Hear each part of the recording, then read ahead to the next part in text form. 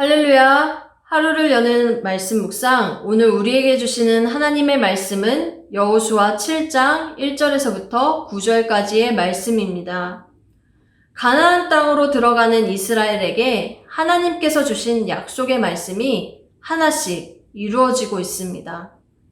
이미 정착해 살고 있던 가나안 족속들로 가득했던 그 땅, 그 가나안 땅에서 이제 곧 전쟁이 시작될 것입니다. 그러나 이스라엘에게는 눈에 보이는 그럴싸한 좋은 무기는 말할 것도 없이 무장된 그 어떠한 것도 찾아볼 수 없습니다. 그런데 앞서도 살펴보았듯이 그들은 거대한 장벽과 같았던 요단을 마른 땅으로 걸어서 그 땅에 들어갔습니다. 그들은 하나님의 말씀을 따라 그저 첫 발을 내디뎠을 뿐인데요. 그러한 힘찬 걸음 앞에 이번에는 여리고 성이 나타납니다.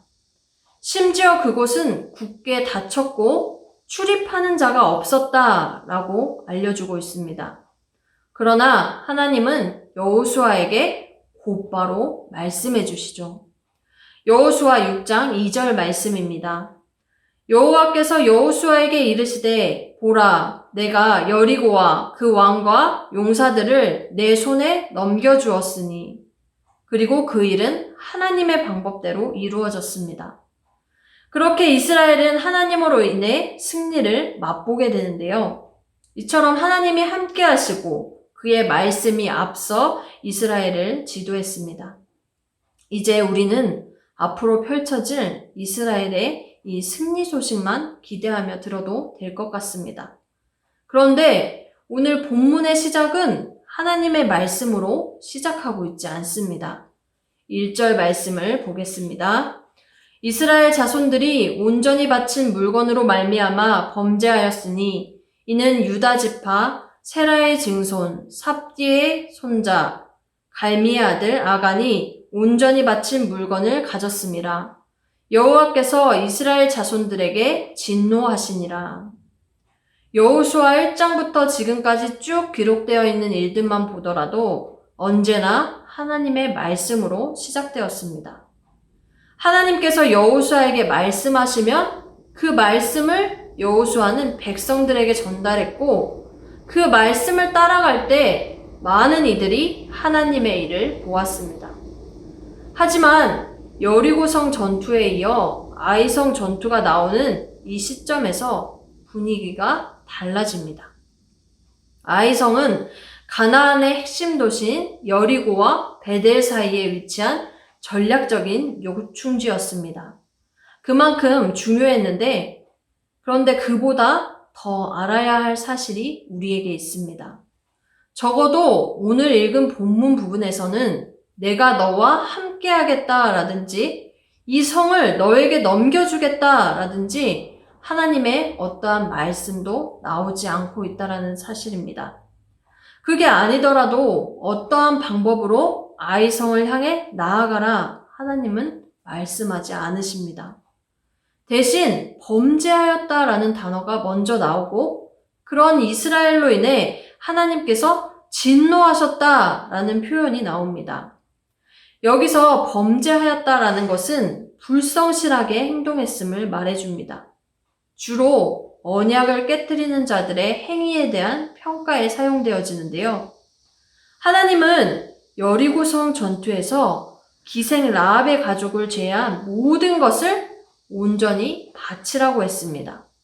그런데 아간이 그 말씀을 어김으로 이스라엘 공동체에 악한 영향을 미쳤습니다. 죄를 범한 아간 한 명을 이야기하는데 그에 관해 매우 구체적으로 표현했다라는 이 사실을 우리로 주목해 보게 합니다. 그때라도 심각성을 알아채야 했습니다. 심각성을 발견하지 못한 채 또한 여기서 해결이 되지 않은 채 2절은 여호수아의 말로 이어집니다. 여호수아가 여리고에서 사람을 베델 동쪽 베다웬 곁에 있는 아이로 보내며 그들에게 말하여 이르되 죄로 인해 하나님과 여호수아의 관계에 문제가 생겼습니다.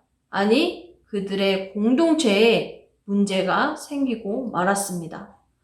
그렇게 하나님께서 여호수아에게 이르시되라는 부분이 발견되지 못합니다.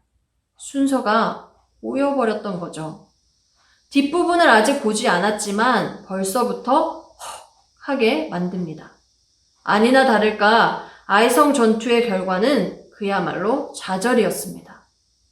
이 패배는 가나안 전쟁에서 이스라엘이 당한 처음이자 마지막 패배였습니다. 4절과 5절은 우리에게 알려줍니다. 백성 중 3,000명쯤 그리로 올라갔다가 아이 사람 앞에서 도망하니 아이 사람이 그들을 36명쯤 쳐 죽이고 성문 앞에서부터 스바림까지 쫓아가 내려가는 비탈에서 쳤으므로 백성의 마음이 녹아 물같이 된지라. 아이성은 여리고성에 비해 규모면에서 비교되지 않을 정도로 작았지만 이스라엘 백성은 전혀 다른 결과를 맛보게 됩니다. 마음이 녹아 물같이 된지라. 이 표현 어디서 보시지 않았나요? 바로 앞에서 가나안 족속이 이스라엘을 볼 때의 마음 상태였습니다. 하나님이 함께 하셨다면 이스라엘은 오히려 강하고 담대하게 아이성을 향해 나아갔을 것이고 돌아올 때에도 마찬가지여야 했습니다. 그들이 얼마나 인간적인 생각으로 또한 자신의 주관대로 판단하며 나아갔는지를 곳곳에서 발견하게 되는데요. 2절에 여호수아가 먼저 등장하면서 그의 말을 따라 사람들은 아이성에 정탐을 갔습니다. 이 일은 그런데 여리고성의 정탐 때와는 전혀 다릅니다. 그때는 철저히 하나님의 인도하심에 의한 것이었는데요. 돌아온 이들은 3절에 이렇게 말합니다.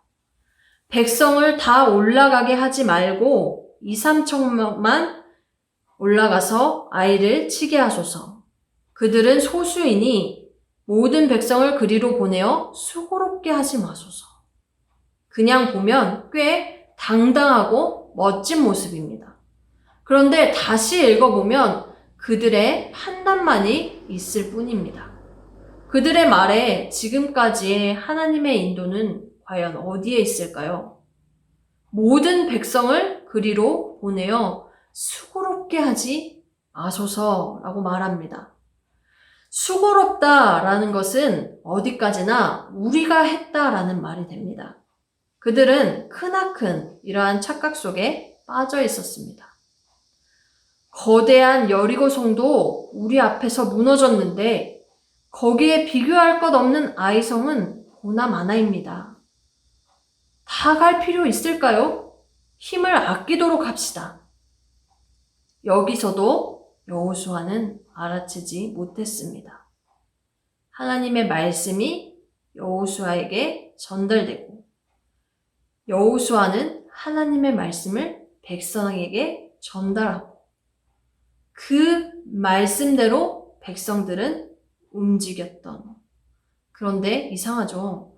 정탐을 다녀온 사람들의 말에 여호수아가 곧바로 반응을 했습니다.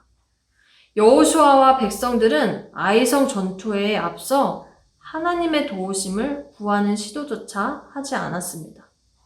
3,000명이라는 이 숫자, 그나마도 그들은 자신이 생각한 최대의 인원을 보낸 것이었습니다. 말씀을 읽으면서 저도 이 부분에서 많이 넘어지고 있음을 깨닫게 되었습니다. 어떠한 상황 속에서도 순서가 꼬이지 않아야 하겠습니다.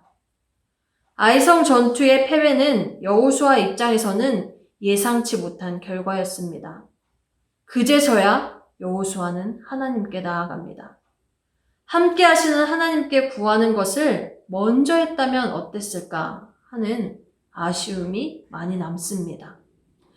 6절과 7절에 그가 옷을 찢었다라는 것과 슬프도소이다 라는 외침은 여호수아가 받은 충격과 슬픔의 크기를 짐작하게 하는데요. 또한 그는 하나님을 부릅니다. 주 여호와여. 여기에 쓰인 단어는 아도나이인데 하나님의 자비에 의지해 간절한 소망을 요청할 때 사용하던 표현입니다. 하나님의 자비에 호소할 수밖에 없는 이 상황 가운데 놓이게 된 것입니다. 이러한 여호수아의 기도 이후 본문에서는 발견하지 못했던 하나님께서 10절에 드디어 말씀하십니다. 패배의 원인을 확실히 알려주시며 지금의 혼란한 상황들을 바로잡아 가도록 하셨습니다. 오늘 말씀을 통해서 너무나 자연스러웠던 하나님이 여호수아에게 이르시되 라는 표현이 없음에 안타까웠습니다. 무엇보다 어떠한 상황 속에서라도 제일 먼저 하나님께 구하는 인생이 되길 축복합니다. 반드시 해결되어야 할 문제를, 그 죄의 문제를 그냥 지나쳐 가버리니까 그 다음은 엉망진창이 되고 말았습니다. 또한 우리의 삶을 돌아보며 우리가 가지고 있는 제각각의 우선하는 생각과 판단들을 버리길 원합니다. 하나님, 말씀해 주세요. 이것이 우리의 가장 우선되는 하나님께 구하는 바 되는 기도의 제목이 되기를 원합니다. 오늘도 하나님의 뜻이 무엇인지, 하나님의 생각이 무엇인지 깨달으며 그것이 우리의 걸음이 되어 하나님이 함께 하시는 증거가 되길 기도합니다.